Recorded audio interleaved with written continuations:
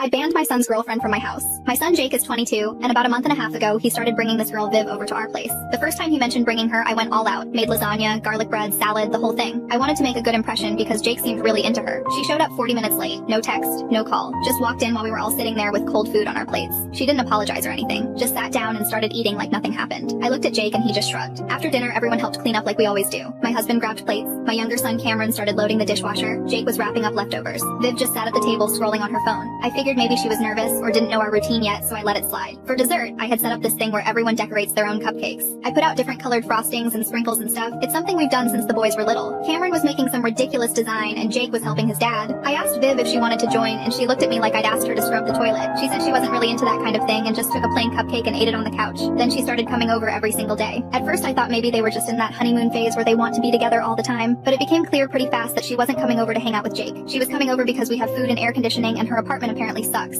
She'd text Jake during the day and ask what I was making for dinner. Then she'd request stuff. Like she'd be like, tell your mom to make those chicken tacos. Or can she do the pot roast again? Never a please. Never a thank you when she actually ate it. Just request like I was taking orders at a restaurant. Cameron noticed it first. He's 17 and honestly sometimes he's more observant than Jake. One night after Viv left he said, Mom, why doesn't she ever help clean up or bring anything? I said maybe she doesn't realize that's what we do here. He said she realizes. She just doesn't care. The next week Viv asked for my shepherd's pie. It takes like 2.5 hours to make and I'd had a long day at work, but Jake said she'd been talking about it all week, so I made it. She ate 2 servings, didn't say thank you, left her plate on the table, and went to watch TV. Cameron was loading the dishwasher, and he said out loud, not even to her, really just to the room in general, hey Viv, you know you could help out sometimes. She was sitting on the couch and she turned around and said, no ring, no wife duties. I stopped wiping down the counter. My husband looked up from the sink. Cameron just stood there holding a plate. Jake laughed like she was joking, but she wasn't laughing. She was dead serious. I didn't say anything that night, but I was pissed. The next day she came over again, asked for my chicken parmesan. I made it. Same thing happened. No help, no thanks. She sat on her phone the whole time after eating. This went on for another week. She kept coming over, kept requesting meals, kept doing absolutely nothing to contribute. My husband finally said to me in private, you know you don't have to cook for her every night. I said I know, but Jake really likes her and I don't want to cause problems.